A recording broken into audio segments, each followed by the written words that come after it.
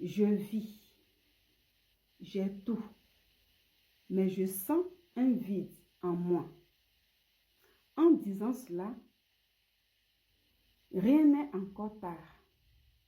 Si tu penses qu'aujourd'hui, ta vie a un problème, peut-être que tu traverses les moments de santé, peut-être que tu traverses les moments financiers, peut-être que tu as eu le foyer que tu cherchais, mais ça ne va pas. Toi seul connais ton problème. Hier, peut-être tu as entendu parler de Jésus, mais tu n'avais pas voulu encore te décider pour donner ta vie réellement à Jésus. Il n'est pas encore tard pour toi. Tu ne l'as pas fait hier, mais tu peux encore le faire aujourd'hui. Je vais te raconter l'histoire d'un jeune homme. Un jeune homme ivoirien dans le temps qui est un artiste ivoirien, appelé Doug Saga, de la sagacité, qui était très brillant à l'époque. Peut-être qu'il avait déjà entendu parler de Jésus-Christ, mais qu'il ne s'était jamais décidé à donner sa vie à Jésus. Ce dernier se voit malade. Il traversait des moments difficiles parce qu'il était très jeune. Je pense bien à l'époque, il était très jeune. Donc, il traversait des moments difficiles. Les hôpitaux, il y avait de l'argent. Il avait tout. Il y avait des aides. Il pouvait faire. En tout cas, la médecine faisait ce qu'elle pouvait. Mais il y avait un vide. C'était le gars qui prenait même l'euro et qui partait même en Côte d'Ivoire, qui travaillait sur des gens. Ça veut dire ceux qui sont en Occident. Quand on parle de l'euro, mais pour avoir, ce n'est pas du gâteau. Donc quand on prend ça pour faire des travaillements, mais c'est quelqu'un qui avait de l'argent avec ses amis en question. Et dans sa maladie, il y avait des gens aussi qui lui venaient en aide. Donc s'il s'agissait de l'argent, il y en avait. Donc on pouvait dire, il vivait, il avait tout, mais il y avait un manque en lui. Ce manque était la présence, la non-présence de Jésus dans sa vie. Le manque était la non-présence de Dieu dans sa vie. Et ce jeune homme tomba malade. Dans sa maladie, il se rend compte que mes parents ont tout fait. Mes amis étaient là. Des gens me venaient en aide. Mais il y a quelque chose qui manquait. Il s'agissait de quoi? Il avait besoin de retrouver une paix intérieure. Il y avait un vide. Il voit que l'argent ne pouvait rien faire. Il voit que là où il était, tout était compliqué. C'était le désarroi total. Doug Saga ne se retrouvait pas. Doug Saga était désespéré. Mais puisque c'était un jeune, vraiment qui ne se laissait pas faire, il refusait de montrer aux gens que ça n'allait pas. Tout le monde voyait à l'œil nu qu'il maigrissait. Mais il était très courageux. Il s'amusait et tout. Mais au fond de lui, il sentait ce vide-là. Et il décida de donner sa vie à Jésus. Ce n'est pas moi qui le dis, c'est lui-même qui l'a dit. Il était aux côtés d'un de ses amis. Et au micro-trottoir de la télévision nationale RTI, ils sont allés l'interviewer et ils parlaient. Doug Saga décidait comme ça ce jour-là parce qu'il voyait qu'un être humain ne pouvait pas. Même ses parents ne pouvaient pas lui donner la guérison qu'il cherchait. Il comprenait là qu'il y a quelqu'un qu'on appelle Jésus-Christ.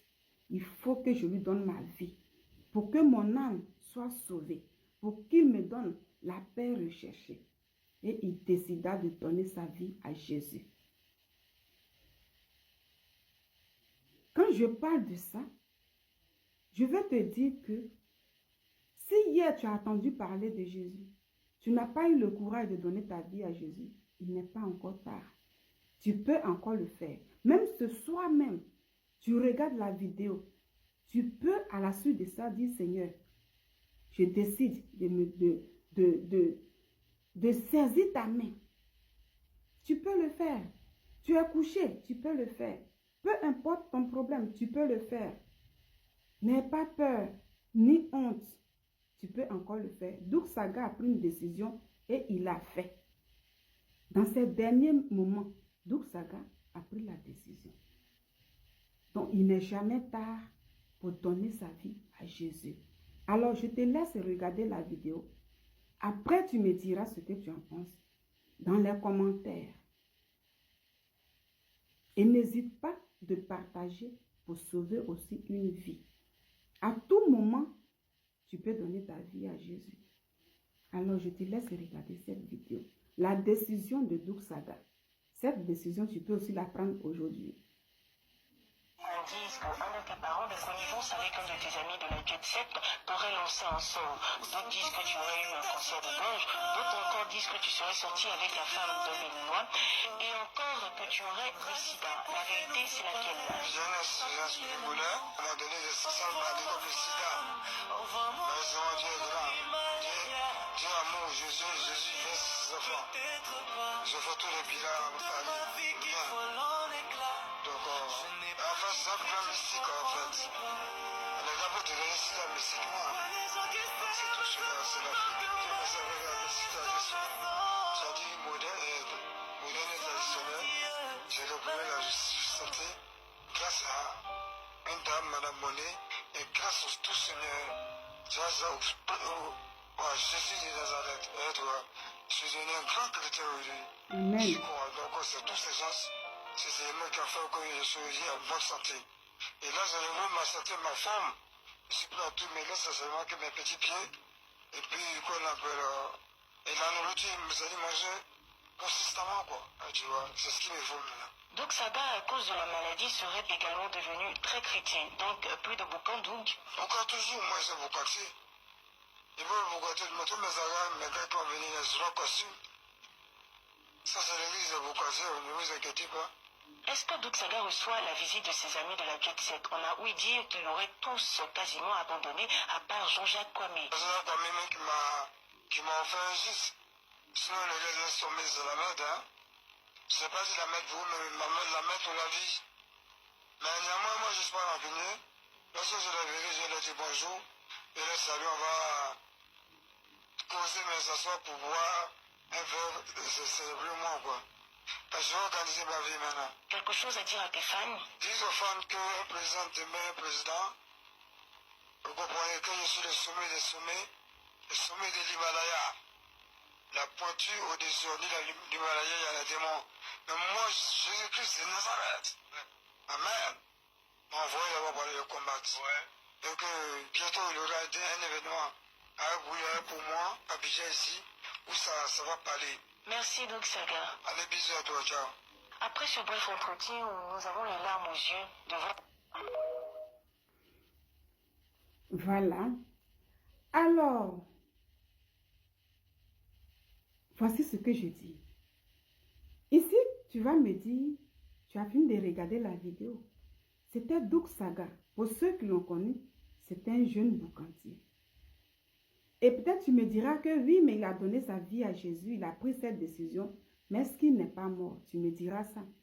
Il est mort, certes, mais son âme est sauvée. Parce que ce n'est pas quelqu'un qui l'a obligé à donner sa vie à Jésus. Il s'est rendu compte que dans ces moments difficiles, il fallait qu'il prenne une décision de sa vie. Peut-être hier, il avait entendu parler de Jésus.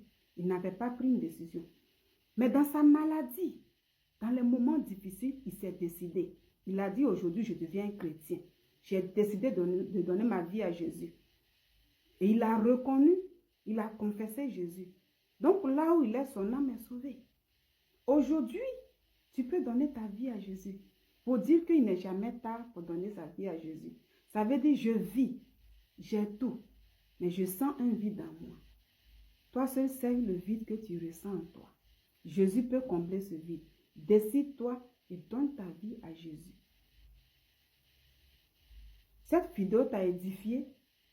Partage-la pour sauver des vies, pour gagner des âmes. Et n'hésite pas de laisser des commentaires pour me dire ce que tu en penses à travers cette vidéo. Que la paix soit dans ta maison et sois bénie. Au revoir.